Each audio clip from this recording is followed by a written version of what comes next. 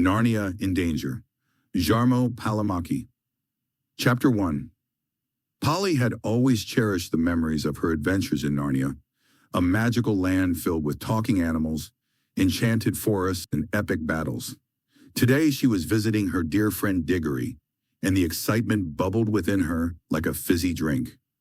It had been years since they had stepped foot in that wondrous realm, but the memories were as vivid as ever. As Polly approached Digory's house, she recalled the day they first discovered the wardrobe that led to Narnia. The thrill of stepping through the door into a world where anything was possible was an experience she would never forget. Digory had been her partner in crime, and together they had faced challenges that tested their courage and friendship. When she knocked on the door, Digory greeted her with a warm smile. "Polly, it's so good to see you," he exclaimed, pulling her into a hug. The familiar scent of his mother's baking wafted through the air, making Polly's stomach rumble. They settled in the cozy living room. "Do you remember the creation of Narnia?" Polly asked, her eyes sparkling with nostalgia. Digory nodded, his expression turning serious. "How could I forget? Aslan's song, the way the trees and rivers sprang to life. It was magical." They spent the afternoon reminiscing about their adventure, laughing at their youthful naivety and marveling at the lessons they had learned. But as the sun began to set, a sense of longing filled the air. "What if we could go back?" Polly suggested, her heart racing at the thought. The two adventurous friends, Polly and Digory, set out on a bright sunny afternoon. Their hearts were filled with excitement as they made their way to the garden where an extraordinary apple tree stood tall and proud. This was no ordinary tree. It bore the fruit of magic, a seed that Digory had brought back from the mystical land of Narnia. As they approached the tree, Polly marveled at its apples that glowed like jewels, each one radiating a warmth that seemed to beckon them closer. "Do you think they're as delicious as they look?" Polly asked, her eyes wide with wonder. "I hope so," Digory replied, a grin spreading across his face. "But remember, these apples are special. They hold the magic of Narnia, and we must treat them with respect." Polly nodded, her curiosity piqued. They had heard tales of the tree's origins, how it had grown from a single seed planted in the rich soil of Narnia, nurtured by the enchanting magic of the land. It was said that the apples could grant wisdom, heal wounds, or even fulfill a heartfelt wish. However, the tree, once vibrant and full of life, now stood with its leaves drooping and its branches bare, as if it were mourning a lost friend. Polly, her brow furrowed with concern, reached out to touch the rough bark. "Digory, something isn't right. Look at it. It's not just the tree. It feels like there's a shadow hanging over Narnia." Digory nodded, his heart heavy. "I can feel it too. When I returned from Narnia, everything was so bright and full of magic. But now, it's as if the very essence of Narnia is fading." He stepped closer, reaching out to touch the rough bark. Memories of their adventures in Narnia flooded back, the warmth of Aslan's presence, the laughter of friends, and the thrill of discovery. But now, all he felt was a chilling emptiness. Chapter 2. As they stood in silence, a sudden gust of wind swept through the garden, rustling the leaves and sending a shiver down their spines. The air crackled with energy, and before they could react, a whirlwind enveloped them. They clutched each other tightly, their hearts racing as the familiar sensation of being pulled through the fabric of worlds surrounded them. In an instant, they found themselves standing in the lush, vibrant land of Narnia. The colors were more vivid than they remembered, but an unsettling stillness hung in the air. The trees stood tall, but their leaves whispered secrets of worry. The sky, usually bright and welcoming, was overcast, casting a shadow over the land. "Where are we?" Polly asked, her eyes wide with a mix of excitement and fear. "I think we're near the orchard," Digory replied, scanning their surroundings. "But something feels off. We need to find out what's happening."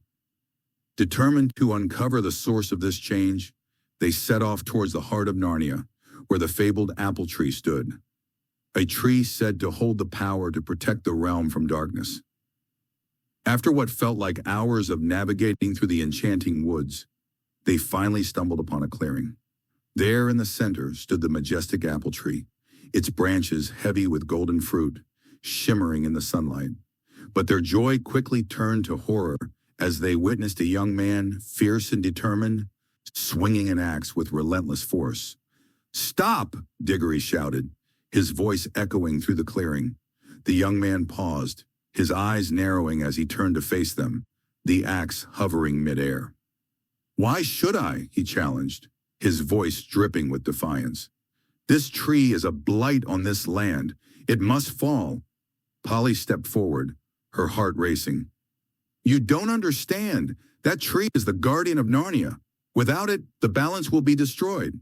The young man scoffed, lowering his axe slightly. "Guardianship? It's just a tree. Power lies in strength, not in the roots of a mere plant." Digory felt a surge of anger, but tempered it with reason. "It's not just a tree. It holds the magic that protects Narnia from darkness. If you cut it down, you'll unleash chaos." The young man hesitated, glancing back at the tree, then at the two children. "And what if I told you I seek to free Narnia from its chains? This tree is a symbol of oppression." Chapter 3. Polly and Digory stood frozen, their hearts pounding in their chests as they watched the young man swing his axe with reckless abandon. The once magnificent apple tree, its branches heavy with golden fruit, was the very heart of Narnia's magic, a guardian of peace and prosperity. They had heard tales of its power, how it protected the land from darkness and despair, and now here it was, being felled before their eyes. The young man swung his axe once more. With a heavy heave and a powerful blow, the ancient tree that had stood guard over Narnia for centuries finally succumbed to the relentless force. The sound of splintering wood echoed through the forest, a loud crash that reverberated in the hearts of those who witnessed it. Polly and Digory stood frozen, their eyes wide with disbelief. The great tree, a symbol of protection and magic, lay in ruins at their feet. They had come to Narnia seeking to save it, but now they felt an unsettling weight in the air, a sense of foreboding that wrapped around them like a thick fog.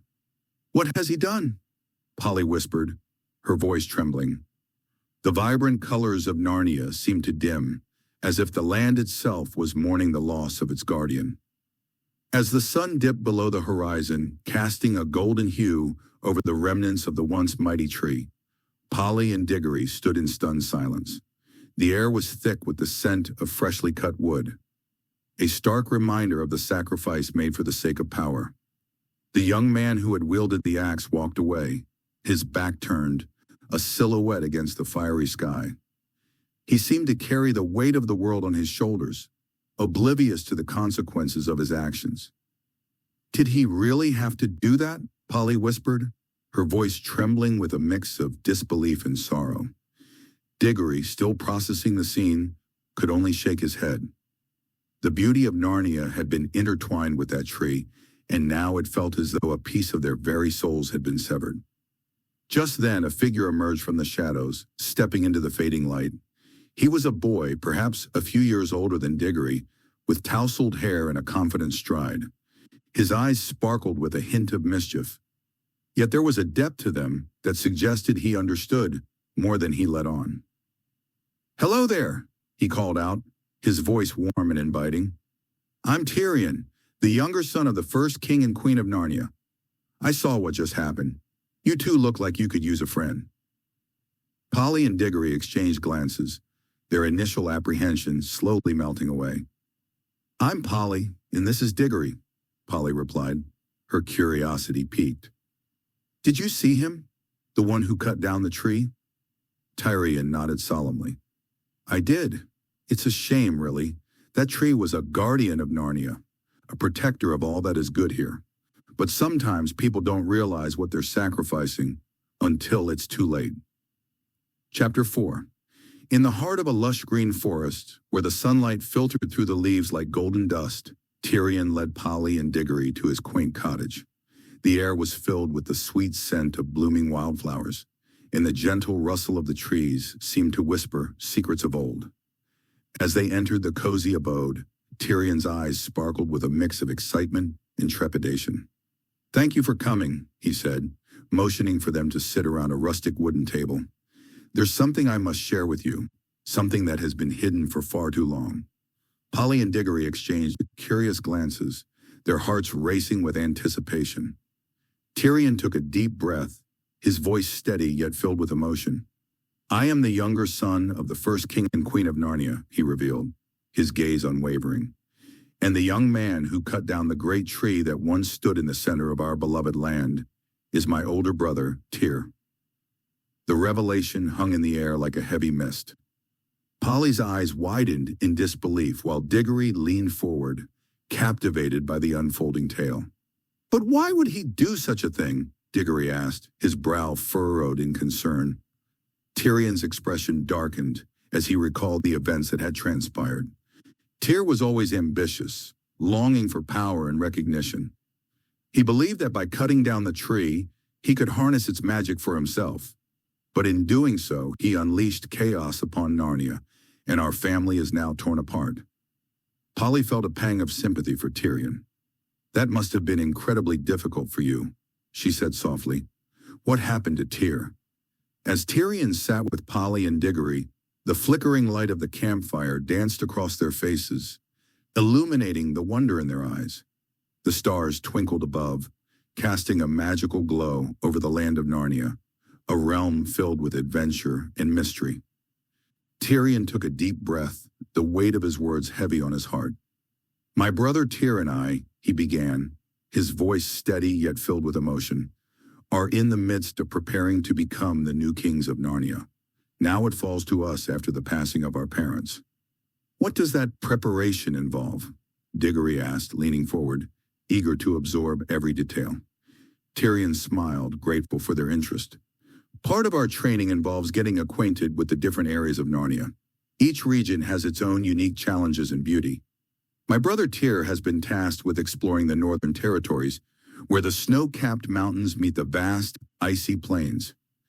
It's a place of great majesty, but also great peril." Polly's eyes widened. "What kind of perils?" "Ah," Tyrion said, his expression turning serious. "The northern regions are home to creatures both wondrous and dangerous. There are giants, even hostile ones, and it has been told that that is the home of the evil witch." Digory nodded, captivated by the tale. "And what about you? What will you be doing?" "I will be focusing on the southern areas," Tyrion replied, his voice filled with determination. "The lush forests and vibrant valleys, where the people live in harmony with nature. I need to learn about their customs, their struggles, and their joys. It's essential for us to unite Narnia, to ensure that every creature feels heard and valued." Polly felt a surge of admiration for the brothers. "It sounds like a huge responsibility. Are you ready for it?" Tyrion paused, contemplating the weight of his future. "I hope to be. With the guidance of Aslan and the support of friends, I believe we could have brought about a new era for Narnia, one filled with peace and prosperity." Chapter 5. Polly leaned against the wall of the cottage, her brow furrowed in curiosity. The sun dipped low in the sky, casting a warm golden hue over the landscape. But her mind was preoccupied with thoughts of Tyrion's brother, Prince Tyr.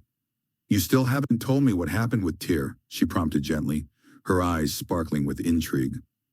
Tyrion sighed, a sorrow creeping onto his face as he recalled the events of the past few months. "Ah yes, Tyr and his mysterious white lady," he began, his voice laced with anxiety. "It all started during his journey to the northern villages. He was sent there to oversee some trade agreements. But it seems he found something far more captivating." Polly leaned in closer, eager to hear more. "What do you mean?" "Well," Tyrion continued, "he returned from that trip a changed man. He spoke of a woman draped in white, with hair like spun silver and eyes as deep as the ocean. He claimed she appeared to him in the forest, guiding him through the woods as if she were a spirit of the land." Polly's eyes widened. "A spirit?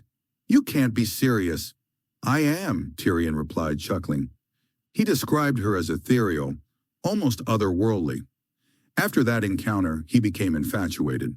All he could talk about was her grace, her laughter, and how she seemed to understand him in a way no one else ever had. In the heart of a lush, enchanted forest, where the whispers of ancient trees mingled with the laughter of streams, Tyrion sat cross-legged on a mossy patch, his eyes wide with concern. Polly and Digory, his closest friends, leaned in closer, eager to hear his words.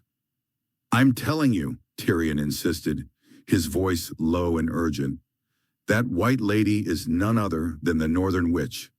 I can feel it in my bones. She's been lurking around, and I fear she has dark intentions for Narnia." Digory stood before Prince Tyrion, the weight of his memories heavy on his heart. The lush landscape around them, vibrant with life and magic, seemed to pulse with the echoes of the past. He took a deep breath, gathering his thoughts before speaking. "Prince Tyrion," he began, his voice steady yet tinged with the gravity of his revelations. "Polly and I have indeed been to Narnia before, long before you were born. We were here during its very creation, witnessing the birth of this wondrous land under the light of Aslan." Tyrion's eyes widened, curiosity mingling with disbelief. "You were there? You saw Aslan?" Digory nodded, a soft smile breaking through the somberness. "Yes, we did. It was a time of unimaginable beauty and joy. But it was also a time when darkness first crept into Narnia. You see, we brought your parents, Frank and Helen, into this world. They were the first of many who would come to know the magic of Narnia." "But what of the witch?" Tyrion asked, his brow furrowing. "What do you know of her?" Digory's expression darkened, the memories flooding back like a storm. "Jadis, the White Witch, is a being of pure malice. When we accidentally brought her into Narnia as well, we unleashed a darkness that has haunted this land ever since. She is cunning, powerful, and utterly devoid of compassion. We should expect nothing good from her." Tyrion frowned, his brow furrowing in thought. "But Tyr thinks she's magnificent. He believes she can help us unite the kingdoms." "Unite?" Digory echoed, shaking his head. "She's a sorceress. She thrives on chaos and despair. We can't trust her." Tyrion nodded vigorously. "Exactly. But Tyr refuses to listen. He's so enchanted by her beauty and power that he can't see the truth. He's even planning to bring her here and make her his queen when he becomes king." Polly gasped, her eyes widening. "That's madness! If he succeeds, Narnia will be plunged into darkness. We must find a way to stop him." Digory's mind raced. "What if we confront Tyr, show him the truth about the Northern Witch? Maybe if he sees her true nature, he'll change his mind." "Polly Digory," he said, his voice low and urgent, "you must understand that Tyr's actions are not merely the whims of a jealous brother. He seeks to unravel the very fabric of our land. The ancient laws of Narnia, which bind us as siblings and rulers, are in jeopardy." Polly, her brow furrowed with concern, exchanged a glance with Digory. "But surely there must be a way to reason with him, Tyrion. He's your brother." "Brotherhood means little to Tyr now," Tyrion replied, his eyes darkening with the weight of his fears. "He dreams of ruling alone, of casting aside our shared legacy to reign with his White Lady, a specter of power that blinds him to the truth. He believes that by cutting down the apple tree, he can sever the ties that bind us, and, with them, the laws that govern Narnia." Digory stepped forward, his voice steady. "Then we must confront him. We cannot allow him to dismantle what your parents built, what Narnia stands for. We must remind him of his duty." Tyrion shook his head, a bitter smile playing on his lips. "Duty? Tyr has long forsaken that. He sees only his ambition, his desire for control. I fear that confronting him may lead to more than just a war of words. He may seek to eliminate me entirely." Chapter 6. As the sun dipped below the horizon, casting long shadows across the forest floor, Prince Tyrion of Narnia stood tense at the entrance of his cozy cottage. His heart raced as he heard the unmistakable sound of footsteps crunching through the underbrush. He turned to his companions, Polly and Digory, their faces reflecting a mix of curiosity and concern. "Silence," he whispered urgently, raising a finger to his lips. I hear people approaching. We have no time to escape. You must hide. In the wardrobe. Polly's eyes widened in surprise, while Digory nodded, understanding the gravity of the situation. The wardrobe stood in the corner of the room, its wooden doors slightly ajar, revealing a glimpse of the enchanted world within. Without hesitation, they rushed toward it, their hearts pounding in sync with the approaching footsteps. As they squeezed into the wardrobe, the familiar scent of cedar enveloped them, mingling with the faint aroma of adventure. Tyrion closed the door softly, plunging them into darkness. The muffled sounds of the outside world faded, replaced by the rhythmic thumping of their hearts. "Who could it be?" Polly whispered, her voice barely audible. "Enemies, perhaps," Tyrion replied, his voice steady despite the tension. "Or even worse, my brother with his white lady." As Polly and Digory huddled together in the dimly lit wardrobe, the scent of cedar and mothballs enveloped them, creating an atmosphere of both comfort and tension. Tyrion, the young prince of Narnia, whispered nervously beside them. They had come to his cottage for a convenient discourse, but it seemed that fate had other plans. Through a narrow slit in the wardrobe door, they peered out into the cozy yet chaotic room. The creaking of the floorboards announced the arrival of Prince Tyr, his armor glinting in the soft light. Behind him marched a group of soldiers, their expressions stern and resolute, but it was the figure trailing behind them that caused Polly and Digory to hold their breath.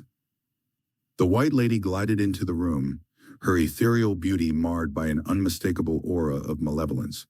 Polly's heart raced as she recognized her, the very witch they had unwittingly released during their last adventure in Narnia. Her long, flowing gown shimmered like moonlight, but her eyes, dark and piercing, held a promise of danger.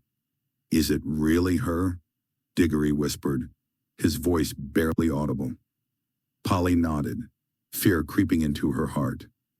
They had thought they had left the witch behind, banished to the shadows of their memories. Yet here she was, a specter of their past, ready to weave her dark magic once more. Prince Tyr's voice echoing through the room. The soldiers stiffened, their attention fully on the witch. "What news do you bring, my lady?" The witch smiled, a chilling expression that sent shivers down Polly's spine. "I bring tidings of power, dear prince. Together we can reclaim what was lost. Narnia will bow before you, and I shall have my revenge on those who dared to thwart me." Polly and Digory exchanged worried glances. They knew they had to act quickly. The witch's return could spell disaster for Narnia and for the friends they had left behind. Tyrion, sensing their anxiety, whispered, "We have to warn someone. We can't let her take over again." In the dim light of the cottage, shadows danced along the walls as Prince Tyr's voice echoed ominously. "First we must eliminate Tyrion," he declared, a sinister edge to his tone. "Only then can I reign without him." The air thickened with tension as Polly, Digory, and Tyrion, hidden within the wardrobe, exchanged worried glances. Tyrion's heart raced. He had always known Tyr harbored ambition, but to hear it spoken so plainly sent chills down his spine. The wardrobe felt like a prison, the wooden slats pressing against him as he fought to remain silent.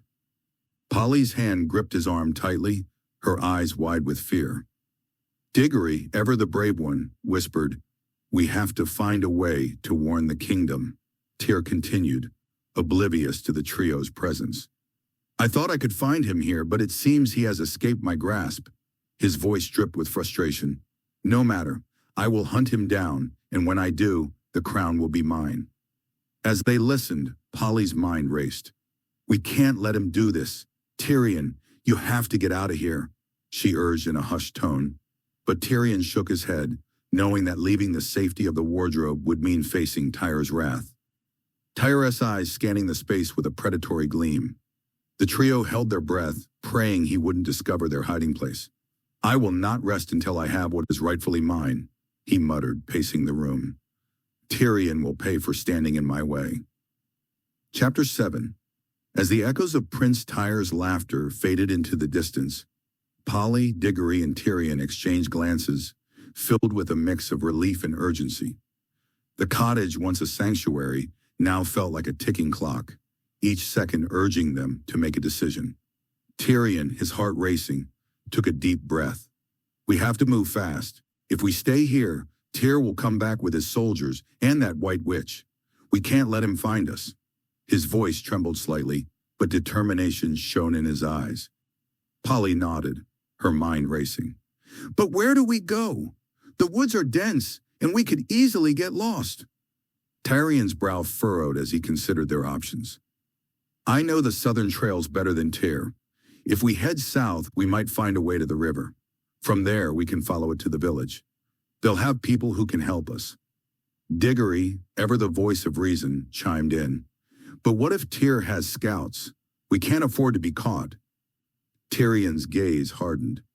We'll have to be smart about it. We can use the cover of the trees and move at night. Tyr won't expect us to take the southern route.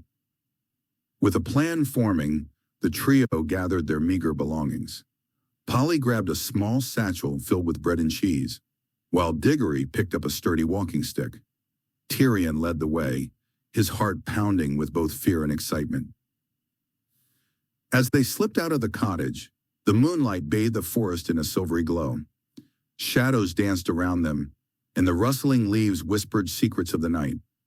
They moved cautiously, staying low and quiet, their senses heightened by the thrill of escape. Hours passed, and the trio navigated through the underbrush, guided by Tyrion's familiarity with the terrain. The air was thick with tension, each snap of a twig sending shivers down their spines. They paused occasionally, listening for any signs of pursuit. But the night remained eerily calm. Finally, as dawn began to break, they reached the edge of the woods.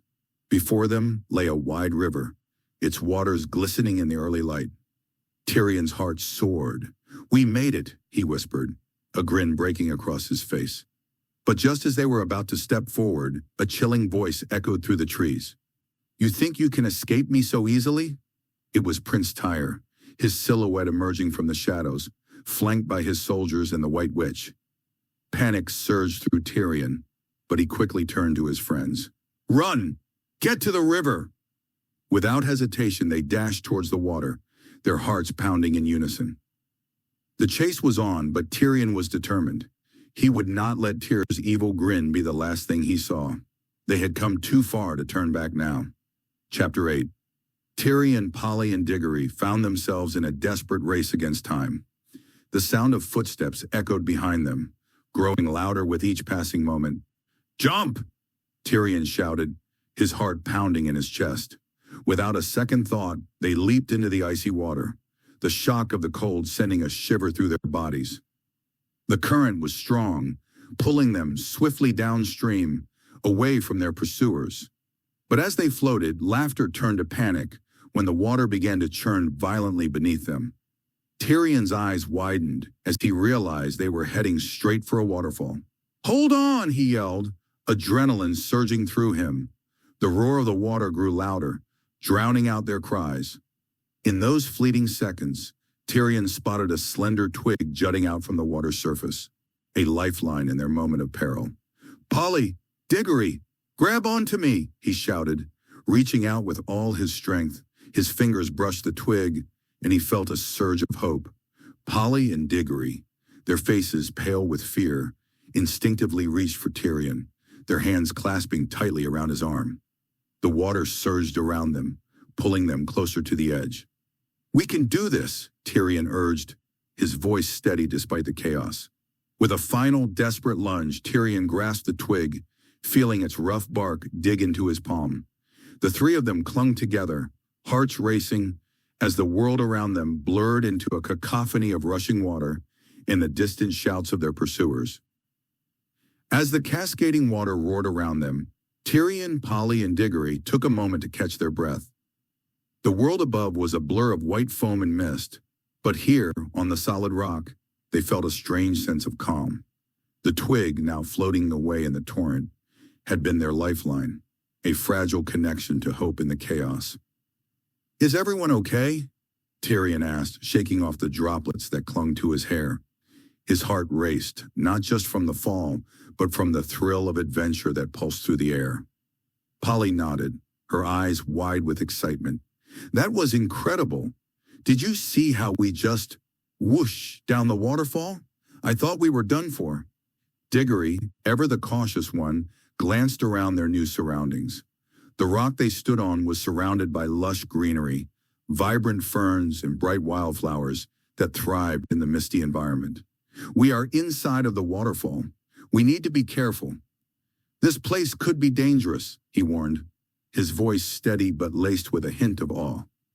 As they took in their surroundings, a shimmering light caught their attention. Just beyond the waterfall, hidden behind the curtain of water, was a cave entrance, glowing with an ethereal blue hue. Curiosity sparked within them, and without a word, they moved closer, the sound of the waterfall drowning out their whispers of wonder. "Should we go in?" Polly asked, her adventurous spirit igniting once more. Tyrion exchanged glances with Digory. It could be a treasure or a trap, he mused, but the allure of the unknown was too strong to resist.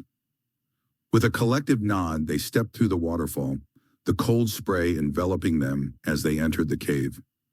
Inside, the air was cool and filled with the scent of damp earth. The blue light pulsed gently, illuminating the walls adorned with ancient carvings that told stories of a time long past. Chapter 9. As the golden light enveloped them, Tyrion, Polly, and Digory stood in awe, their hearts racing with a mixture of excitement and disbelief. The majestic figure of Aslan, the great lion, towered before them, his mane shimmering like the sun itself.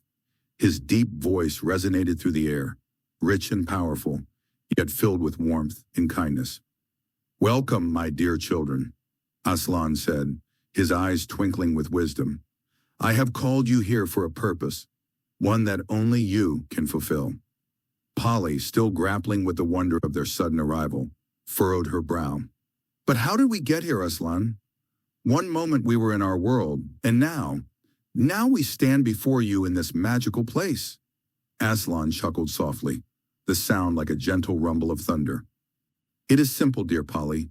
When the heart is true and the spirit is brave, the journey between worlds is but a whisper away. You were summoned because I believe in your courage and your capacity for love." Tyrion, his eyes wide with curiosity, stepped forward. "What do you need us for, Aslan?" "We're just ordinary kids."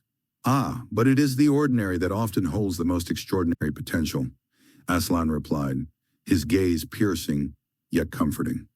"There is a darkness threatening this land, a shadow that seeks to extinguish the light of hope. I need your hearts, your friendship, and your bravery to help restore balance." Digory, who had always felt a connection to Aslan, felt a surge of determination. "We'll help you, Aslan, whatever it takes." Aslan nodded, his expression proud. "Together, you will embark on a quest that will test your resolve and strengthen your bonds. Trust in one another, and remember that even the smallest act of kindness can create ripples of change." With that, Aslan gestured, and the landscape around them began to shift. Lush green hills rolled into view, dotted with vibrant flowers and sparkling streams. The air was filled with the sweet scent of adventure. "Your journey begins now," Aslan declared. "Follow the path ahead, and let your hearts guide you. I will be with you, always." Polly stood before Aslan, her heart heavy with worry. "Aslan," she began, her voice trembling, "is there any way to undo the evil that Prince Tyr has wrought by cutting down the protecting tree? The balance of our world hangs by a thread." Aslan, the great lion with a mane that glowed like the sun, regarded her with deep, wise eyes. His presence was both comforting and formidable, a reminder of the power he wielded. "Polly," he said, his voice resonating like a distant thunder, "no deed may be undone. Every action carries its weight, and the consequences of Prince Tyr's choice will echo through the ages." Polly's heart sank at his words. She thought of the once vibrant lands of Narnia, now shrouded in darkness, the laughter of children replaced by the chilling silence of despair. But what will become of us? Will Narnia be lost forever? Aslan's gaze softened, and he leaned closer, his breath warm against her cheek.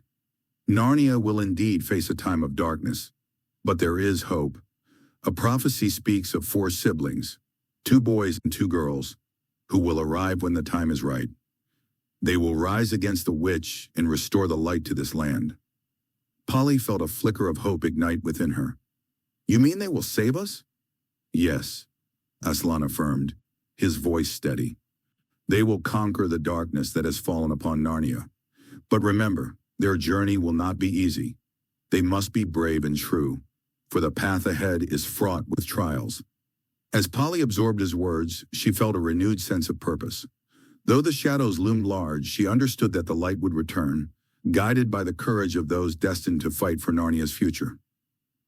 With a grateful heart, she nodded to Aslan, knowing that, while the past could not be changed, the future still held the promise of redemption. Chapter 10. Prince Tyrion stood before the majestic figure of Aslan, the great lion. His golden mane shimmered in the dappled sunlight, and his deep, wise eyes held the weight of ages. Tyrion's heart raced with a mix of hope and dread as he sought answers about his brother Tyr and the fate of their beloved realm. Aslan, Tyrion began, his voice trembling. What will become of Tyr, and what of Narnia? Is there still hope for him? Aslan regarded him with a solemn expression, the air around them thick with the gravity of the moment. Tyrion, your brother's choices have cast a long shadow over Narnia. Tyr, in his ambition and desire for power, has unwittingly set a curse upon this land. The witch, with her dark magic, has taken hold, and her reign shall persist until the time is right for the curse to be lifted. Aslan's golden mane shimmered in the soft light of the Narnian dawn, casting a warm glow over the gathering of friends.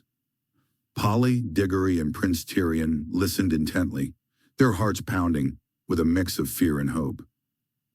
Tyrion, Aslan began, his voice deep and resonant. Your brother Tyr is cunning and relentless. He seeks power and will stop at nothing to ensnare you and your friends. But fear not, for I have prepared a sanctuary, a place where the shadows cannot reach you, and the darkness that plagues Narnia cannot invade. Polly exchanged a worried glance with Digory. What is this place, Aslan? How can we find it? She asked, her voice trembling slightly. Aslan smiled gently, his eyes twinkling like stars. It is a hidden glade, known only to those who believe in the light. It lies south, beyond the whispering woods, where the trees sing and the rivers flow with laughter.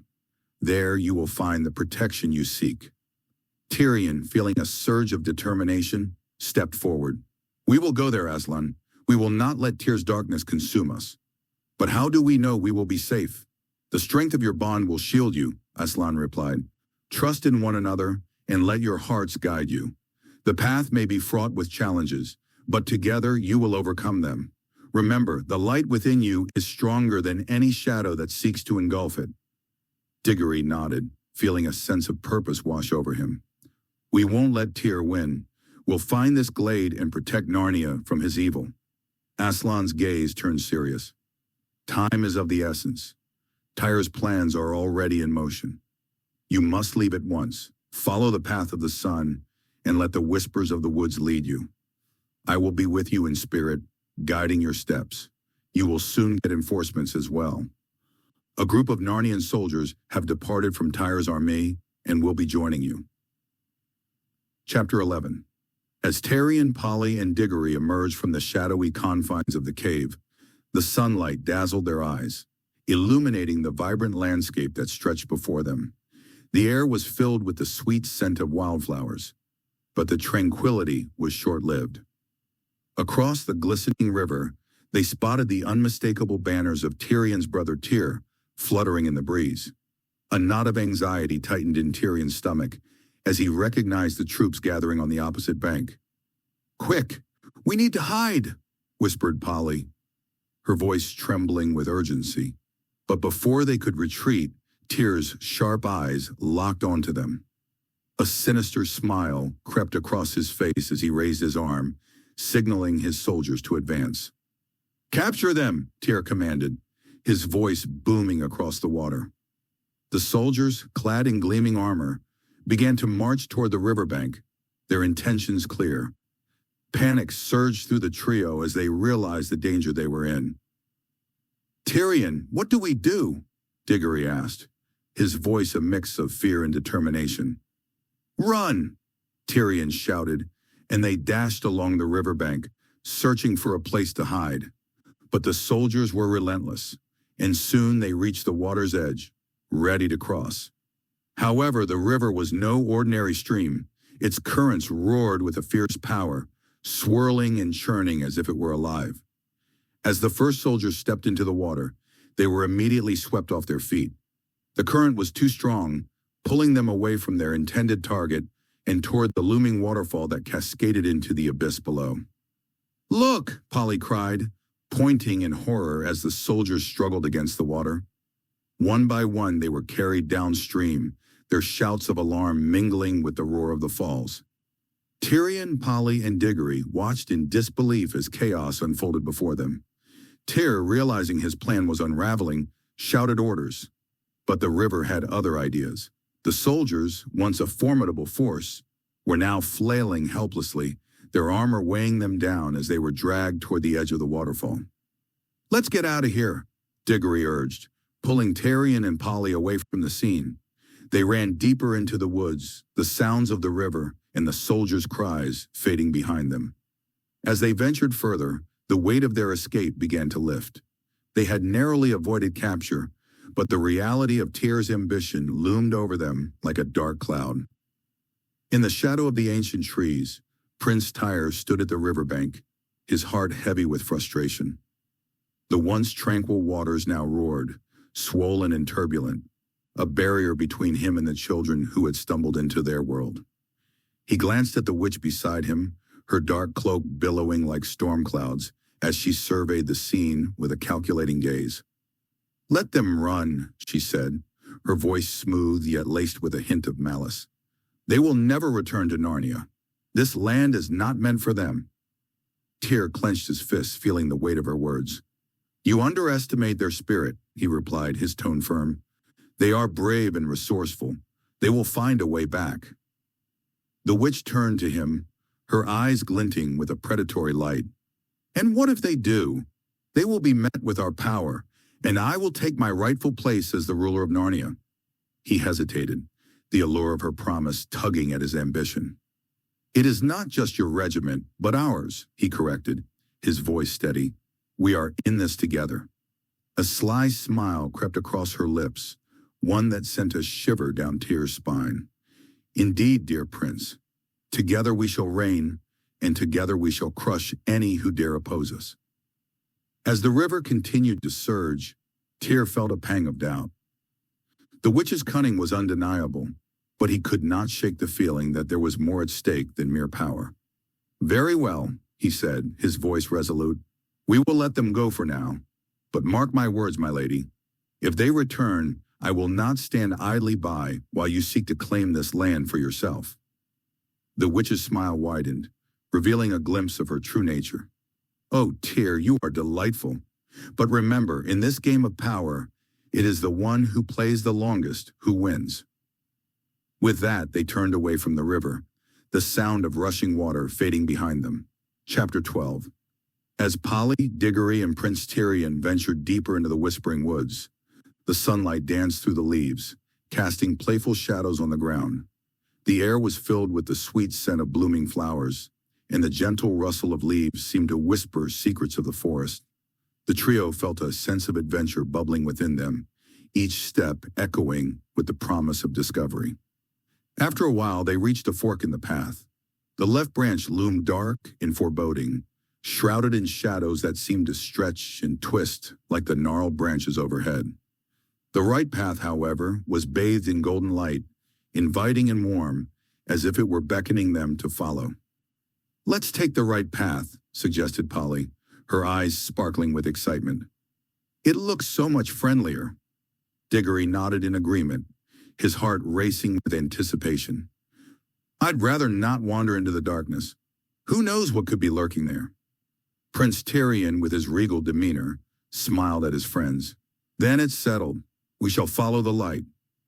As they walked along the sunlit path, they shared stories of their adventures, laughter ringing through the woods like a joyful melody. The light seemed to grow brighter with each step, illuminating the vibrant colors of the flowers and the rich greens of the trees. It felt as though the very essence of the forest was cheering them on. As the sun dipped lower in the sky, casting long shadows across the rocky terrain, the children stood at the dead end, their hearts heavy with confusion. The path they had followed, once bright and promising, now seemed to lead them into a trap. Prince Tyrion, with his noble brow furrowed in thought, turned to his companions. "We followed the path of the sun just as Aslan instructed. But where do we go from here?" Polly, her mind racing, recalled the words of Aslan. He said our journey would include challenges, and that our light would be stronger than the threatening darkness. "We must believe in the light." Her voice trembled slightly, but there was a spark of determination in her eyes. Digory, ever the thoughtful one, stepped forward, his gaze fixed on the shadows that loomed around them. What if the darkness is not to be feared, but faced? Aslan's words suggest that we must confront it to find our way.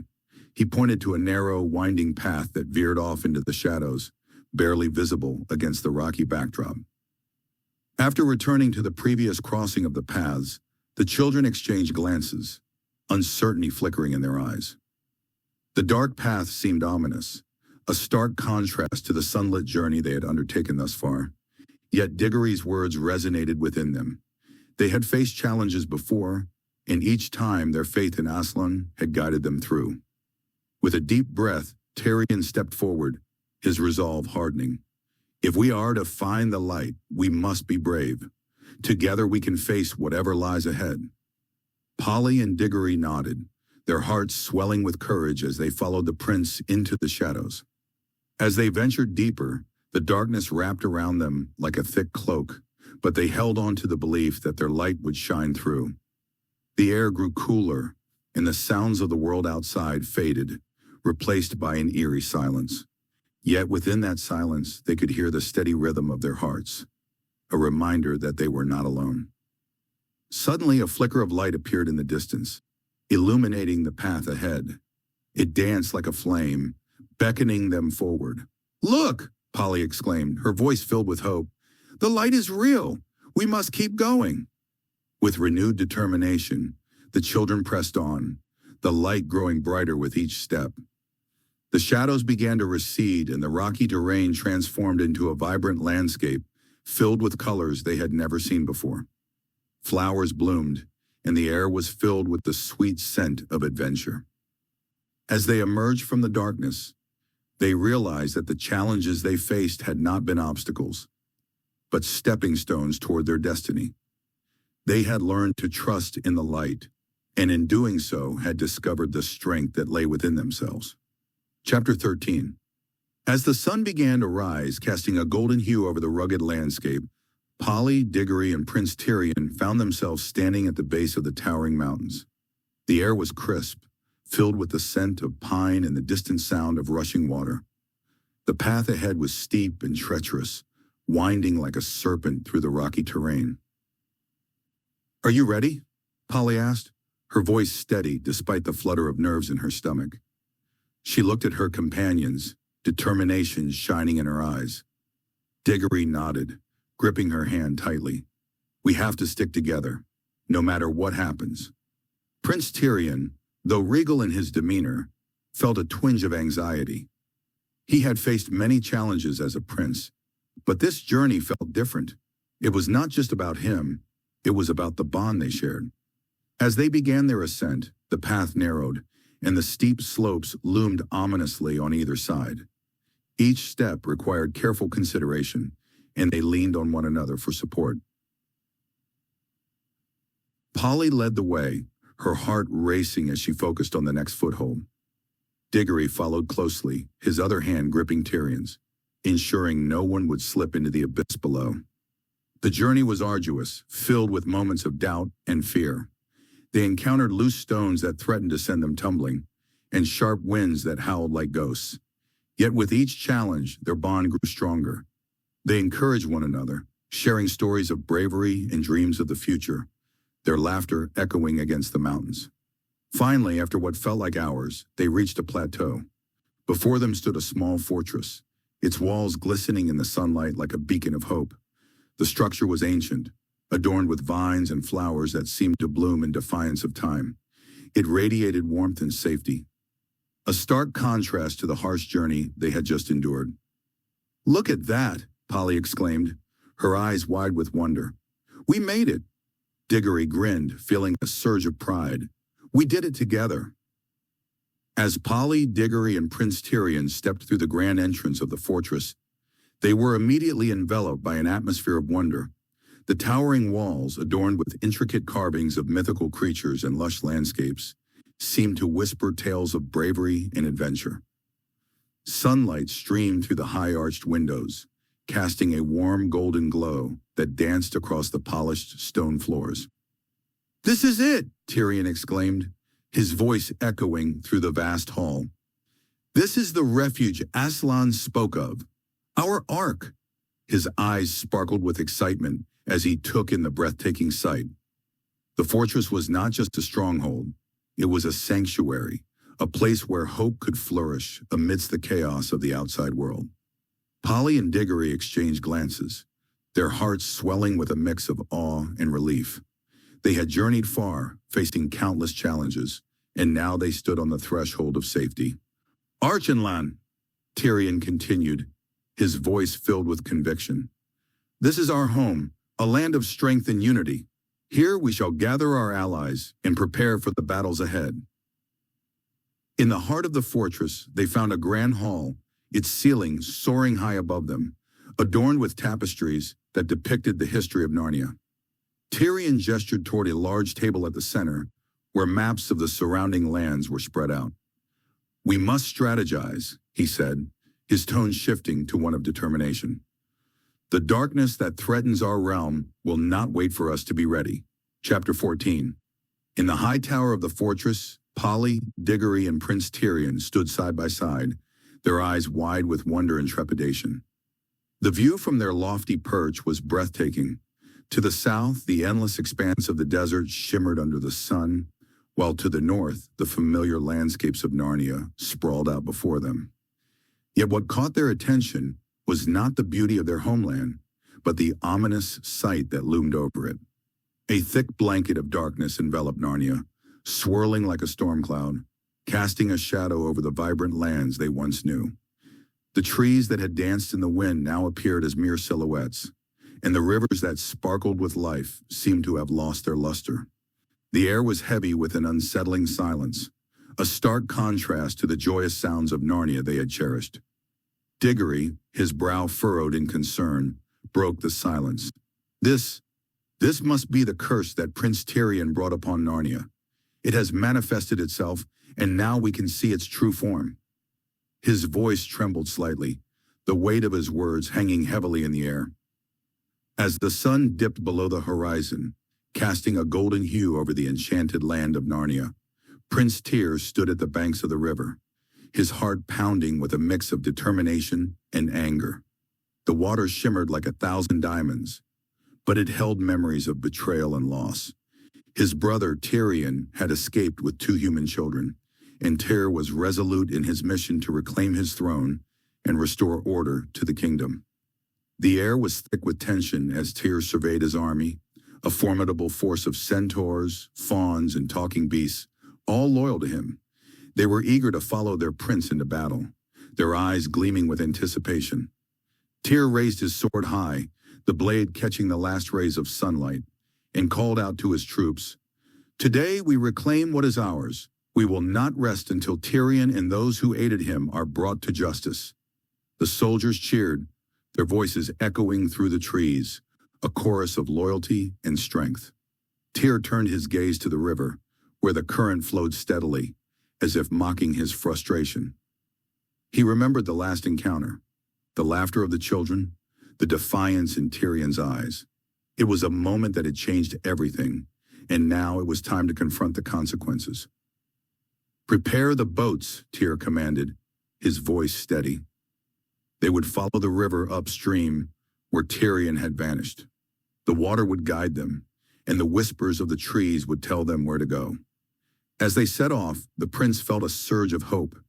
He believed that justice would prevail, and that he would bring his brother back. whether to the throne or to face the consequences of his actions. After they crossed the winding river, the landscape transformed around them. Chapter 15.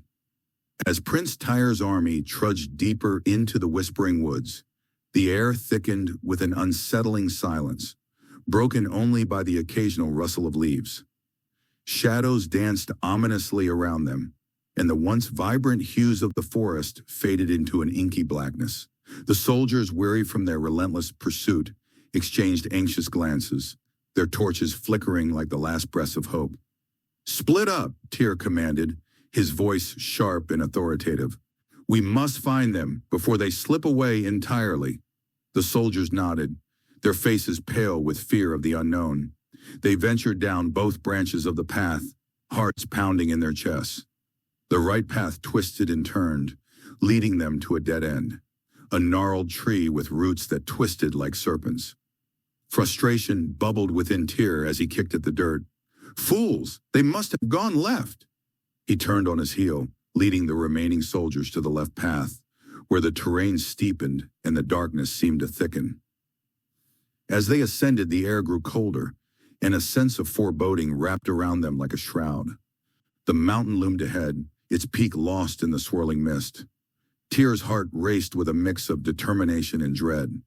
"We cannot turn back now," he muttered under his breath, pushing forward despite the treacherous incline. Back on the mountain path, Tyr's frustration boiled over. "They cannot have vanished. They are just children." His soldiers, now equally exhausted and frightened, offered no comfort. The darkness pressed in around them, and the once clear path became a labyrinth of shadows and uncertainty. However, as they began their ascent, the darkness enveloped them like a thick shroud. The path, once clear, became obscured by the shadows, and the air grew colder. The sounds of the forest faded, replaced by an eerie silence that sent shivers down their spines. With each step, the terrain grew more treacherous, rocks crumbling beneath their feet, and the wind howling like a banshee. Hours passed, and the darkness deepened. Tyr's heart raced as he sensed the unease among his men. Whispers of doubt began to circulate, and the once united front started to fracture. "We should turn back," one soldier urged, his voice trembling. "The mountain is cursed. We cannot risk our lives for mere legends." Tyr hesitated, torn between his ambition and the safety of his men. He gazed up at the towering peak, shrouded in darkness, and felt the weight of responsibility pressing upon him. "We cannot let fear dictate our fate," he declared, but deep down he felt the uncertainty gnawing at his resolve. Suddenly a loud crack echoed through the night, followed by a cascade of stones tumbling down the mountainside. Panic erupted among the soldiers, and Tyr realized that the mountain was not only dangerous, but alive with its own perils. "Fall back," he commanded, his voice cutting through the chaos.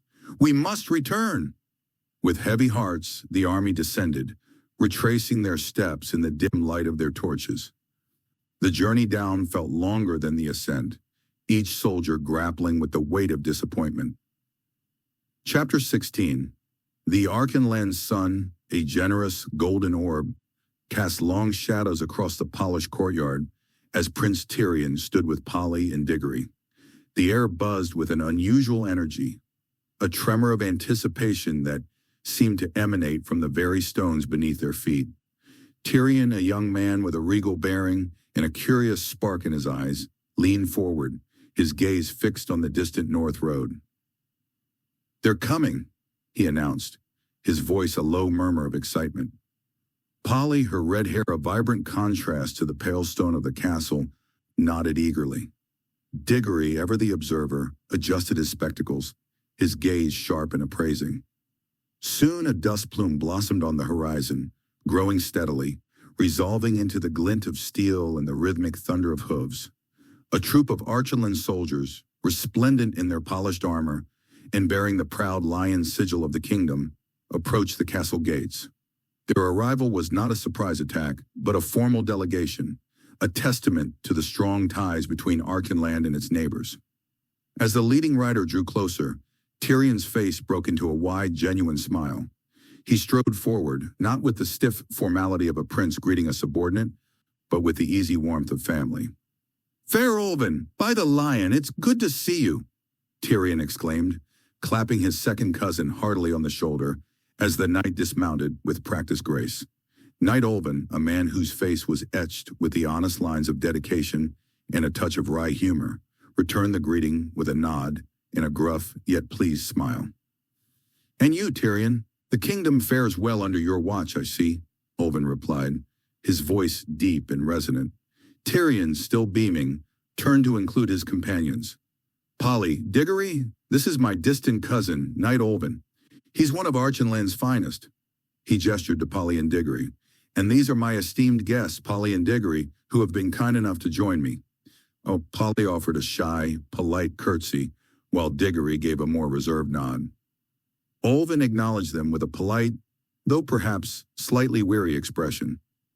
It was then, as Tyrion's gaze swept back over the troop, that his eyes widened fractionally, a new wave of surprise washing over his initial joy. His smile, already bright, grew even wider, tinged with a touch of playful affection. "Well, I'll be... Lilyn, you've come too," he called out, his voice carrying a distinct note of delight. From the midst of the soldiers, a woman who had been riding with quiet dignity now spurred her horse forward. Lady Lilyn, Tyrion's older sister, was a striking figure, her presence as commanding as her brother's figure was engaging. Her dark hair was neatly braided, and her eyes, a deep, intelligent shade, sparkled with a blend of amusement and affection as she met Tyrion's gaze. She smiled, a rare and beautiful thing that softened the proud lines of her face. "Did you truly think I would let you have all the fun, little brother?" she asked, her voice like the chime of distant bells. Tyrion let out a full-bodied laugh. "Never! Especially when you have news to share, I imagine." He turned back to Polly and Digory, his face alight with pride. "Polly, Digory, allow me to introduce my elder sister, Lady Lilyn. And Lilyn, these are Polly and Digory, friends who have been helping me to escape Tyre's hands." Lilyn regarded Polly and Digory with a keen but welcoming look. "It is a pleasure to meet you both," she said, her voice possessing a gentle authority. Polly, completely charmed, managed a more confident curtsy this time. "And it is a pleasure to meet you, Lady Lilyn. We've heard much of Archenland's renowned warriors, and it is an honor to see some of them firsthand." Digory, ever the pragmatist, added, "Indeed, a most impressive contingent, Your Highness." Tyrion, flanked by his cousin and his sister, looked back at Polly and Digory, a happy, almost mischievous glint in his eyes. The arrival of the soldiers, and particularly the presence of his sister, had added a richer layer to the day. The Archenland sun, it seemed, shone brightest when family and friends gathered. Chapter 17. The midday sun, clean and high, gilded the gray battlements of the Golden Guard, the primary fortress defending the Archenland capital. Inside the prince's study, carved high into the mountain face, Prince Tyrion, dark-haired and sharp-eyed, was reviewing maps of the southern valleys when the door flew open without ceremony. Fair Olven, a man known for his calm temperament and sturdy stride, stumbled across the threshold, his breathing ragged, his normally pale face streaked with sweat and grit. He had ridden hard, leaving a lathered horse in the courtyard below. "Forgive the intrusion, my prince," Olven choked out, leaning heavily on the doorframe. "But I have come from the March of Narnia, and the news is vile." Tyrion pushed the maps aside, his expression hardening immediately. "Vile? Olven, speak quickly. Has the witch moved her remnant forces?" Olven straightened, forcing the air back into his lungs. "Worse. She has brought the north down upon us. She has obliged Piri." A silence descended that felt heavier than the mountain stones surrounding them. Pyre, not a giant of the border marches, easily dispatched, but the colossal, two-headed terror of the northern wastes. A brute so vast he was rumored to crush entire ancient fortresses with a single swing of his twin mallets. "Pyre," Tyrion repeated, his voice low and dangerous. "That can't be. He is of the uttermost north, and even if he were roused, the legends are true," Olven cut in, his voice laced with dread. "He fears the sun. He is so magically charged with cold and primordial shadow that the very rays of Aslan's day would turn him to brittle granite. He cannot travel except under the deepest night. That is our great protection, always. Tyrion nodded, running a hand over his brow. Then we have tonight, but surely he is weeks away yet. We can mobilize the passes. Owen shook his head, a gesture of deep, weary despair. No, Prince, that is the dreadful kernel of my news. That defense is ruined. I left Narnia this morning, and he is closer than the foothills. Impossible. You see the fine, honest light outside these windows, Tyrion? You feel the warmth of the sun upon our stone? Narnia has no such day now. The witch has not merely clouded the sky, she has drawn down a corruption so profound that the light itself is dying. Owen moved to the window, gazing out at the bright Archenland afternoon, a sight that seemed to mock the horror he had witnessed just a few leagues north. It began slowly, they say, Owen murmured, remembering the eerie landscape he had crossed. A dimming, a persistent fog, but now the entire central valley of Narnia, right up to the Whispering Woods, is sealed beneath an absolute, unnaturally preserved twilight.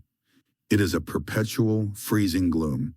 The sun rises, but the light that strikes Narnia is cold, sterile, and gray. Nothing more potent than a full moon.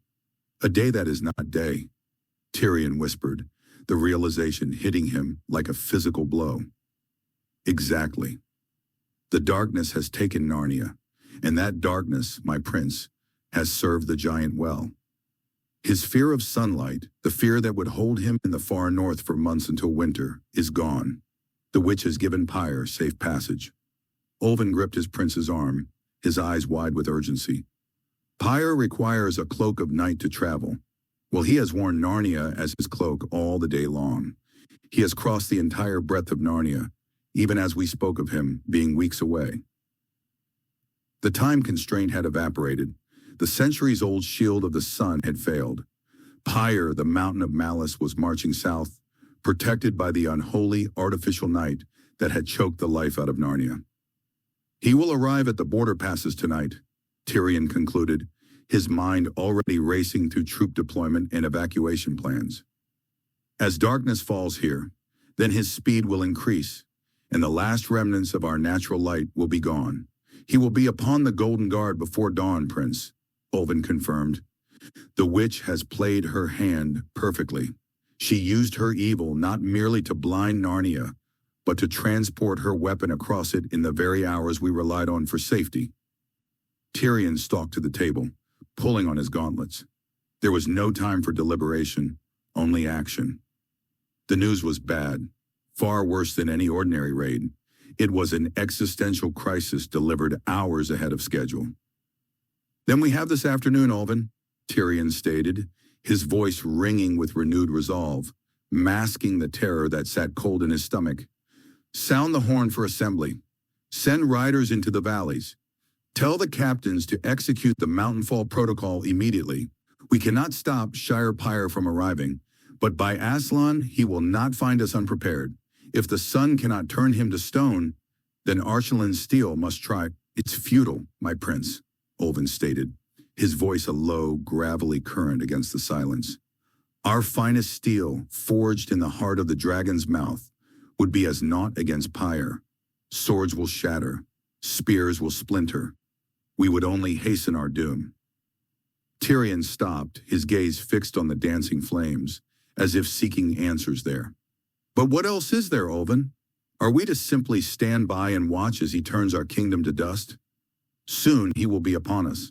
The thought of the colossal, lumbering giant, legendarily immune to all conventional weaponry, sent a chill through him.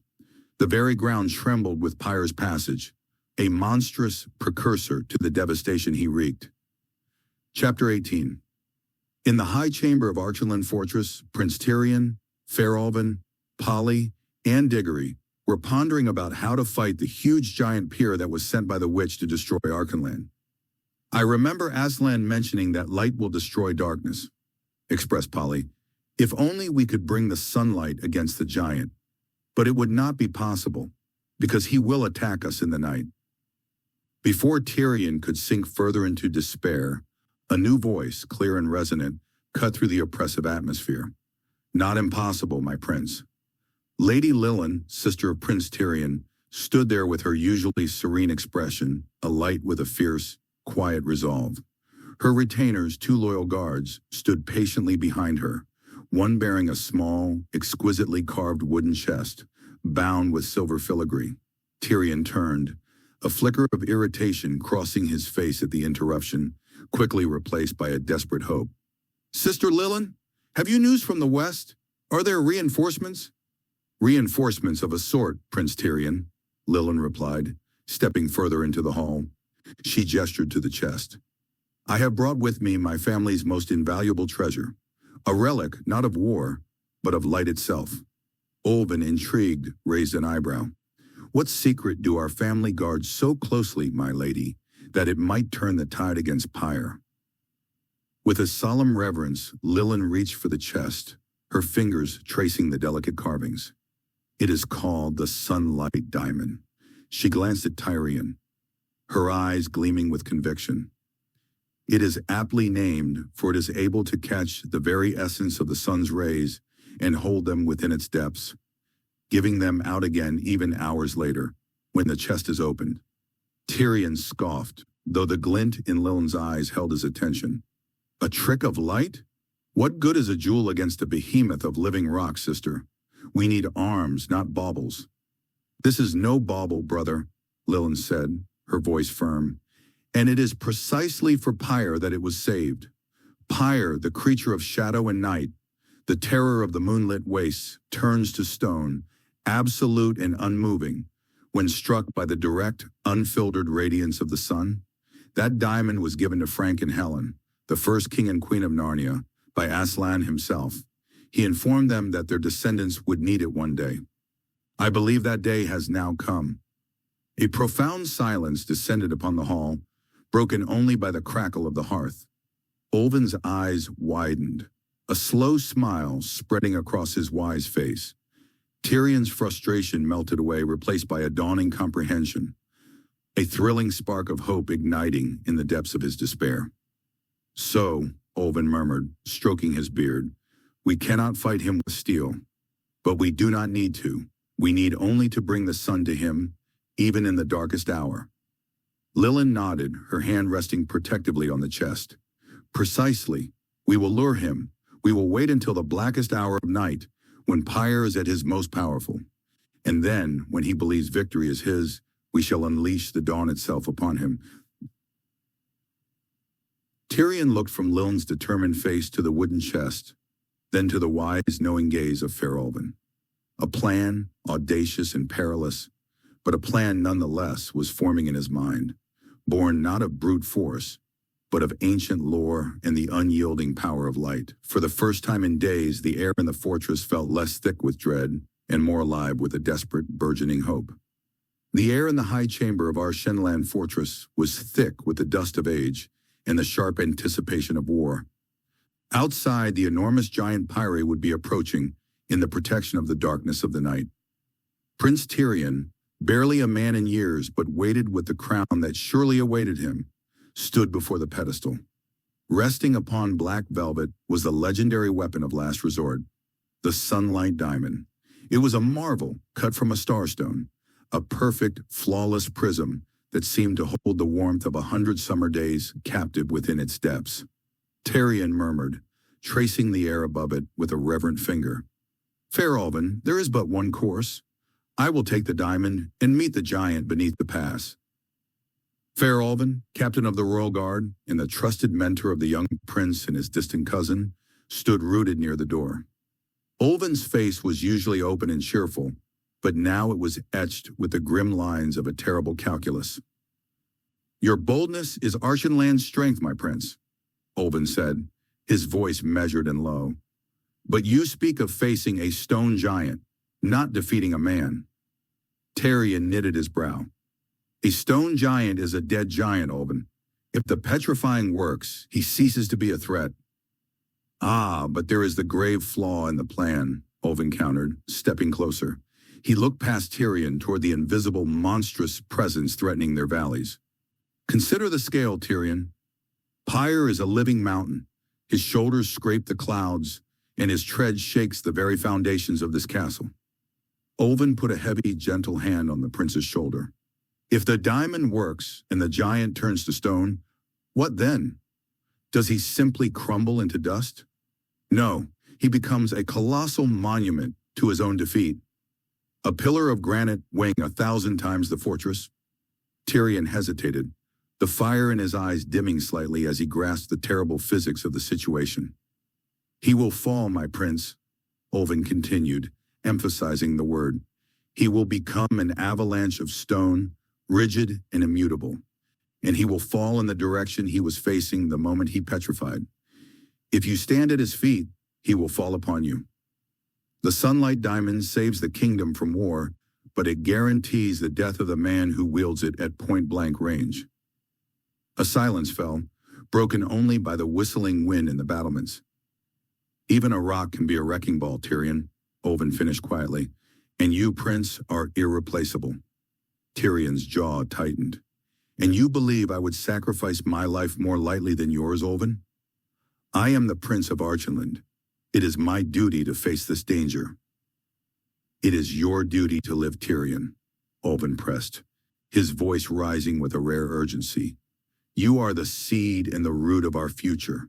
If I fall, I am merely a captain of the guard, a loyal shield. Others can command the defenses. But if you perish beneath the impossible weight of a stone giant, then Archenland has no king, no line of succession, and no hope. The kingdom will dissolve in chaos before the sun sets again. Olven's eyes, usually twinkling with good humor, were serious now, reflecting the cold, hard brilliance of the diamond. I am expendable. You are not. He reached out, his hand steady, and gently lifted the enormous gem from its stand. Its light flared, momentarily blinding them both. I know the past well, Prince, Olven declared, tucking the diamond into a heavy leather pouch secured to his breastplate. I am faster than Pyre's eye can follow, and I have trained for 1,000 battles, even this final one. I will lure him onto the marshy ground, position myself precisely where his monstrous collapse will shatter rock and soil, not the life of my future king. Tyrion watched, helpless, the color draining from his face. He wanted to argue, to snatch the stone back, but Olven's logic was ironclad, resting on the terrible balance between heroism and necessity. He was being saved from glory by the crushing weight of duty. Go then, Olven, Tyrion whispered, the word tasting like ash. And may the sun itself guide your arm, and may the High King guard your back. Fair Olven bowed deeply. A man accepting a death sentence with the dignity of a captain obeying his highest oath. I shall return, my prince, Olven promised, though his eyes gave the lie to the hopeful words. He turned from the room, leaving Prince Tyrion alone in the silent chamber, surrounded by walls he might soon rule, but eternally shadowed by the massive, inevitable fall of a giant he was forbidden to fight. Chapter 19. The siege was not heralded by trumpet or battering ram, but by the absence of sound, a deep, muffling silence that the giant Pyrrha dragged with him like a shroud. Pyre was magnitude incarnate, a titan born of cold mountain roots and the primordial grudges of the deep earth. As he approached the granite walls of the Archenland fortress, he was less a creature and more a moving cliff face, his enormous shadow swallowing the battlements whole. He walked with cruel, deliberate steps, each footfall a suppressed tremor that rattled the teeth of men watching from the arrow slits. Fair Olven, however, was not among the anxious watchers above. He waited outside the walls, a solitary figure dwarfed by the night and the immediate danger. According to the ancient prophecy, Pyre could not be felled by mortal steel, but by the light of the sun, a power unattainable when the giant chose his attack hour under the absolute protection of the darkness. Olven knew the sheer weight and momentum of Pyre would make a direct confrontation suicidal. He was not a warrior of brute force, but of timing and wit. He had positioned himself not in the center of the giant's destructive path toward the main gate, but far to the side, hidden in the lee of a barren, jutting crag. Clutched tightly in his two hands was a small, iron-bound chest, no larger than a loaf of bread. This chest contained the sunlight diamond, an artifact polished from the crystallized heart of a fallen sun star, capable of storing and releasing the distilled essence of 1,000 dawns. Pyre drew nearer. His enormous hips scraped against the ridges of the hillside, and the stench of cold, damp stone and ancient rot rolled ahead of him like a toxic fog. The fortress gate was now only 50 paces away. In moments, the siege would begin, and the walls of Archenland would crumble under the first swing of Pyre's monstrous fist. Olven took a breath so shallow it was almost impossible, concentrating every fragment of his courage into a single, piercing sound. When the massive, scaly knee of the giant advanced just past his hiding spot, Olven abandoned all pretense of stealth and screamed, the sound sharp and entirely human against the immense, inhuman silence. "Here, wanderer! I am Olven! Your foe is here!" The effect was immediate and precisely what Olven had gambled upon. Pyre's massive, stone-laden bulk could not stop its forward momentum instantly, but the scream, so sudden and shrill after hours of silence, was an intolerable irritant. It was the sound of a gnat buzzing near the ear of a drowsing god. Pyre did not lift his arm to strike. He merely paused his forward march, his great craggy head, a hill crowned with mossy hair, slowly, ponderously pivoted to the side, seeking the source of the insolent noise. His deep sunken eyes, glittering like dull obsidian in the gloom, locked onto the small, insignificant human figure holding the chest. A flicker of confused fury crossed the giant's features, a moment of disorientation at having his focus diverted just before the kill. This was the instant. Olven wasted no time in terror or hesitation. With a swift movement perfected through months of dreadful practice, he threw back the heavy iron latch of the chest. The darkness vanished. The light released was not merely bright, it was absolute. It was the concentrated power of day poured into the lap of night. It erupted from the chest, not as a beam, but as a silent, searing sphere of pure golden energy, instantaneously flooding the valley and eclipsing the moon. The effect on the giant Pyre was instantaneous and irreversible, and the sunlight, poisoned to the creature of shadow, struck him deep into his ancient core. Where the light touched his skin, it did not burn but solidified. The fluid, slow-moving muscles of his turning neck seized. The molten malice in his eyes froze to quartz. His immense, protective hide, which had absorbed the cold of centuries, instantly crystallized. Pyre was petrified mid-turn, captured forever in a posture of frustrated curiosity and sudden dread. For a terrifying, drawn-out second, the colossal statue stood impossibly balanced, a mountain carved of jade and iron, towering over fair Olven. Then the weight of the giant, no longer held in equilibrium by purposeful muscle, succumbed entirely to gravity. The petrified husk of Pyre began its precipitous fall. It was not a crash, but a collapse of geological scale. The stone giant struck the earth with the sound of 1,000 avalanches, occurring simultaneously. The very ground shifted, buckling and groaning under the impact. An enormous shock wave ripped outwards. The resulting earthquake was vicious and profound, sending massive fissures tearing through the ground, vibrating the foundation of the Archenland fortress, and causing loose debris to rain down upon the battlements. Dust and pulverized rock boiled up in a cloud that momentarily consumed the valley. Fair Olven was thrown violently from his feet, the empty sunlight diamond chest clattering from his grasp. The air was violently sucked out of his lungs by the concussion. He lay pressed flat against the ground, deafened by the geological sigh of the fallen titan, until the tremors finally subsided. When the dust began to settle, revealing the colossal, inert silhouette of the vanquished giant, Olven rose slowly, shaking the fine white powder of pulverized pyrestone from his hair. The sunlight diamond, having expended its stored power, was dim and cooled. He was bruised, ringing deaf, and entirely unharmed by the petrified monster that now lay like a new immovable mountain range outside the walls of the fortress. In the ensuing quiet, broken only by the whimpering cries of the disbelieving guards looking over the fractured walls, Fair Olven collected the chest of the now dim sunlight diamond. He did not walk back to the fortress. He climbed over the rubble of the newly created foothills that marked Pyrrha's final resting place.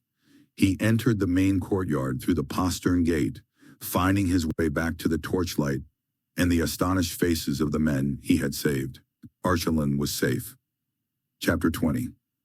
From the craggy pinnacle of their hidden eyrie, Prince Tyr and his white lady watched.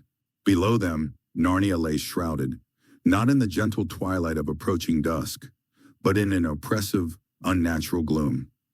It was a lingering scar, a residue of a power long challenged, a darkness Tyr had hoped to bend to his own treacherous will. But now something was changing. The murky pall that had clung to the land for seemingly endless seasons, woven from shadows and despair, was beginning to fray. It wasn't the natural transition of night yielding to dawn. This was a deeper, more fundamental shift. Like a tattered cloak slowly being drawn back, the oppressive gloom receded, revealing not the expected verdancy of midsummer Narnia, but a vast, silent expanse that seemed to drink the light. His white lady stood beside him, a statue carved from moonlit marble, her platinum hair rippling like spun ice in the imperceptible breeze. Her eyes, the color of glacial lakes, were fixed on the dissolving darkness. No surprise etched upon her perfect features, only a profound, almost ancient contemplation. Then came the cold. It wasn't the crisp bite of autumn, nor the biting wind of winter. This was a numbing, alien frigidity that seeped into the very bone, carrying no scent of frost, no promise of briskness. It was a cold that seemed to swallow sound, silencing even the distant rustle of unseen creatures. A cold infused with an unnerving emptiness. Tyr shivered, a rare tremor that nettled him. "What is this?" he demanded, turning slightly to his lady. The darkness was familiar. This is something else. A single pale flake drifted past his nose, catching the last vestiges of the dissolving gloom before vanishing into the growing chill. Then another, and another. Soon a silent procession of them was descending from the heavens. Softly yet relentlessly, the white dust began to settle on the dark rocks of their eyrie, on the skeletal branches of stunted pines, on the very air itself. Tyr stared, his breath misting before him. "Snow," he breathed, the word a foreign taste on his tongue. He reached out a gloved hand, letting a few flakes land on the leather. They were perfect, intricate crystals, impossibly cold. "How can this be?" he scoffed, more to himself than to her. "It is the heart of summer, the sun when it finally breaks through this emptiness. It should be burning the fields dry, not summoning winter." His white lady's voice, when it finally came, was a whisper of ice, carrying no warmth, no inflection of wonder, only cold observation. "The old order gives way, Tyr. The shadows merely hid what truly was to come. This is a deeper chill." Tyr's gaze flickered from the falling snow to her impassive face. "A deeper chill," he mused, a slow, predatory smile finally touching his lips. The initial unease was being replaced by a cunning flicker in his eyes. He was a creature of ambition, and in chaos he saw opportunity. "And what does this deeper chill bring, my lady? A new throne to seize, a new realm to mold in our image, perhaps a winter that lasts for far longer than a mere season." The snow fell without pause, silent and relentless, painting the retreating darkness with an unnatural, pristine white. And as Tyr watched, a new, colder kind of ambition began to bloom in his treacherous heart, as frigid and unforgiving as the Narnian summer that was now being stolen away. Chapter 17. In the heart of Narnia, where the snowflakes danced like tiny fairies in the brisk winter air, Prince Tyr stood on the balcony of his castle, gazing out at the vast expanse of white. The landscape was transformed into a shimmering blanket of frost, each tree and hill adorned with glistening icicles. Yet as beautiful as it was, a heavy weight settled in his heart. How could one live in such eternal coldness? He pondered aloud, his breath forming small clouds in the frigid air. There would be no harvest, no fruits to ripen under the sun's warm embrace. How would our people survive, and how could I survive? Just then a soft voice floated through the air, as delicate as the snowflakes themselves. It was the White Lady, a figure of grace and wisdom, who had watched over Narnia for centuries. She appeared beside him, her flowing gown blending seamlessly with the winter landscape. "Ah, dear Prince Tyre," she said, her eyes sparkling like the stars above. "You see only the surface of winter's beauty, but there is life beneath the snow." Tyre turned to her, curiosity igniting in his gaze. "What do you mean, my lady? Surely the cold brings death to the land." "Not death, but a different kind of life," she replied, her voice soothing like a gentle breeze. "In this eternal winter, the wild animals thrive. The forests are filled with creatures that adapt to the cold, their coats thick and warm. They roam freely, and the land provides for those who know how to seek it. But what of the people?" Tyre pressed, his brow furrowed with concern. "How can they find sustenance in such a barren land?" The White Lady smiled, her expression filled with understanding. "They must learn to hunt and gather. The rivers may freeze, but beneath the ice, fish still swim. The forests may seem silent, but they are alive with the rustle of fur and feather. In this winter, there is a different kind of harvest." Chapter 18. In the heart of Narnia, where the snow blanketed the ground like a thick, white shroud, Prince Tyr stood before the White Witch, his breath visible in the frigid air. The once vibrant land was now a desolate winter wasteland, and the weight of despair hung heavily upon his shoulders. He had followed her instructions to the letter, believing that by cutting down the ancient protection apple tree, he would liberate Narnia from its long-standing curse. Instead, he had unwittingly unleashed the full fury of her reign. "You promised to free Narnia from this ancient bondage," Tyr implored, his voice steady despite the chill that seeped into his bones. "I have done as you asked, yet all I see is the endless winter you have wrought. Where is the freedom you spoke of?" The White Witch, draped in her flowing white robes that shimmered like frost under the pale light, regarded him with a cold, calculating gaze. Her lips curled into a smile that held no warmth, only the sharpness of ice. "Foolish boy," she replied, her voice smooth as silk yet laced with malice. "This is my time of regency. The throne of Narnia is mine, and I shall not share it with anyone, least of all a naive prince who believes in promises made by a creature like me." Tyr's heart sank as her words echoed in the stillness of the frozen landscape. He had hoped for a glimmer of compassion, a hint of the benevolence she had once promised. Instead, he faced the stark reality of her ambition. "But the people of Narnia suffer," he argued, desperation creeping into his tone. "Children cry for the return of spring, and the creatures of the forest languish in despair. Is this the legacy you wish to leave?" The witch's laughter rang out, a chilling sound that sent shivers down Tyr's spine. "Legacy? My dear prince, I am not bound by the whims of mortals. Their suffering is but a small price to pay for my dominion. You should have known better than to trust a sorceress." Tyr clenched his fists, feeling the weight of his choices pressing down upon him. He had believed her words, had thought that perhaps she could be swayed by reason. But now he realized that he had been a pawn in her game, a mere tool to further her dark ambitions. "Then I will not stand idly by," he declared, his resolve hardening. "If you will not free Narnia, I will find a way to do it myself. I will rally the creatures of the land, and together we will rise against you." The White Witch's expression darkened, her eyes narrowing with fury. "You dare threaten me, Tyr? Know this, I will not be so easily challenged. You will regret your defiance."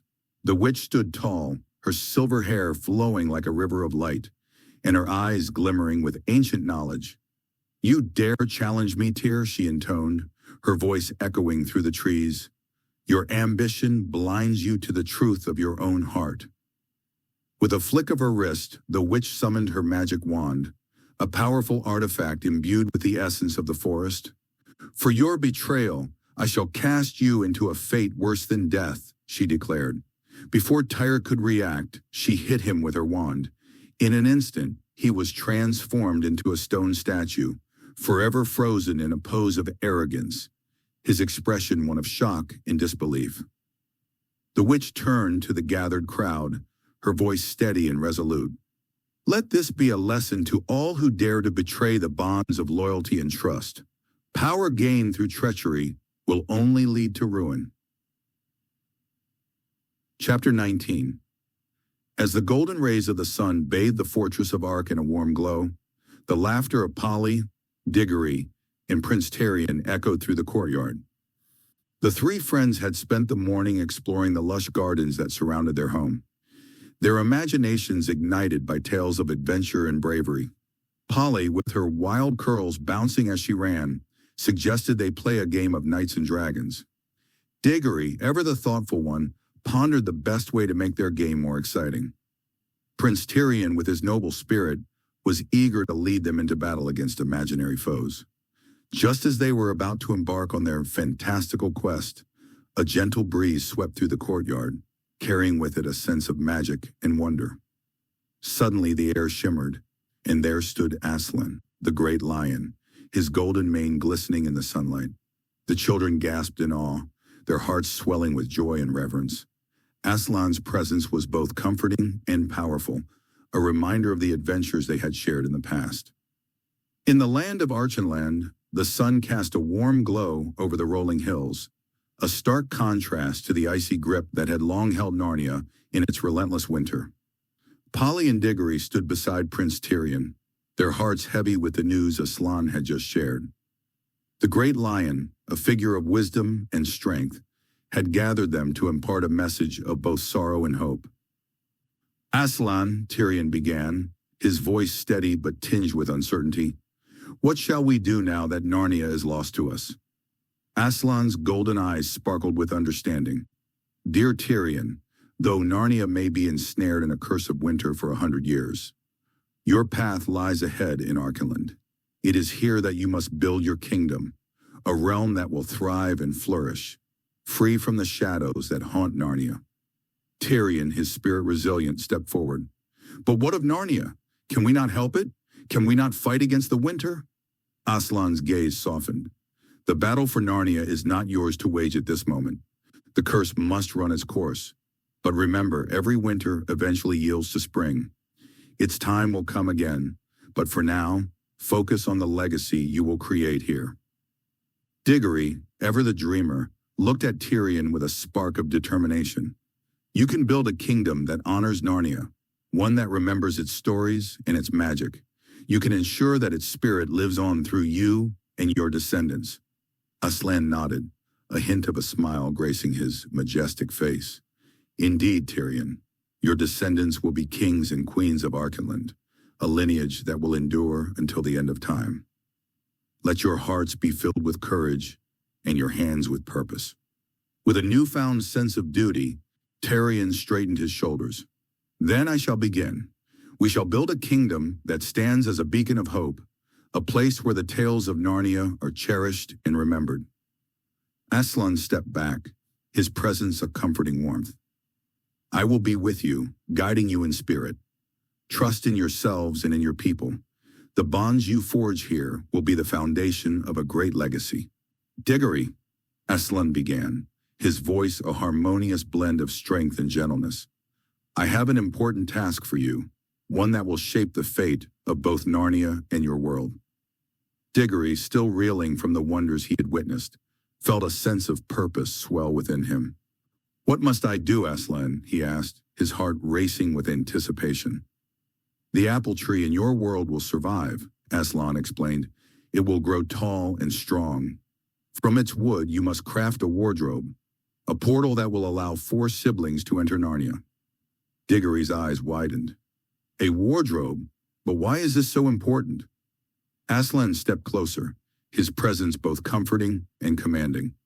Narnia is in peril. The White Witch seeks to plunge it into eternal winter, and only those 4 can save it. The wardrobe will serve as a doorway, a bridge between our worlds, allowing them to come here when the time is right.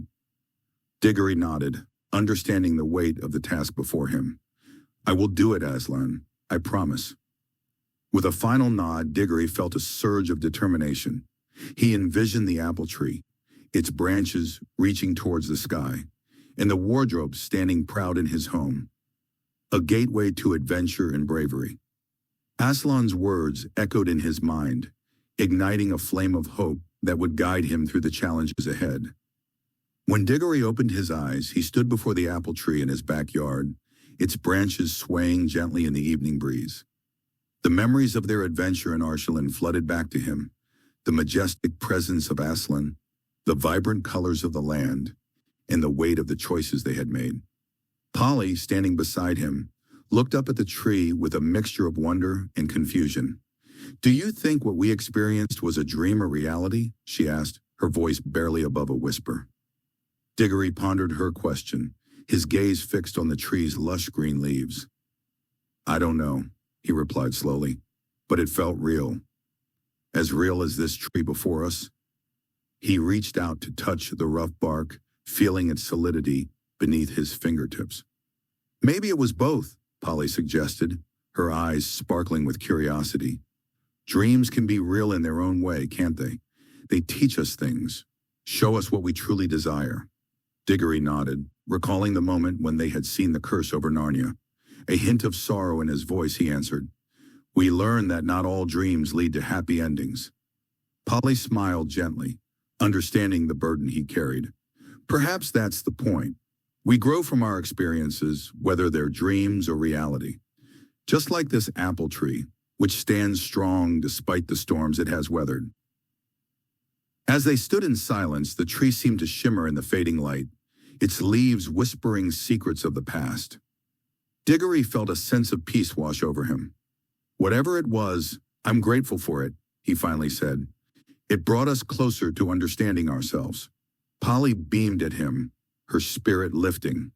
"And to Aslan," she added, "he's always there guiding us, whether we see him or not."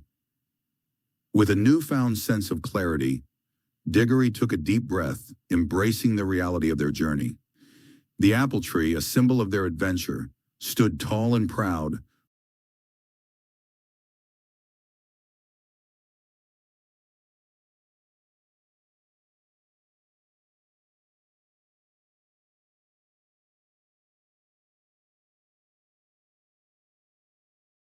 reminding them that dreams and reality are sometimes intertwined, shaping who they are and who they will become.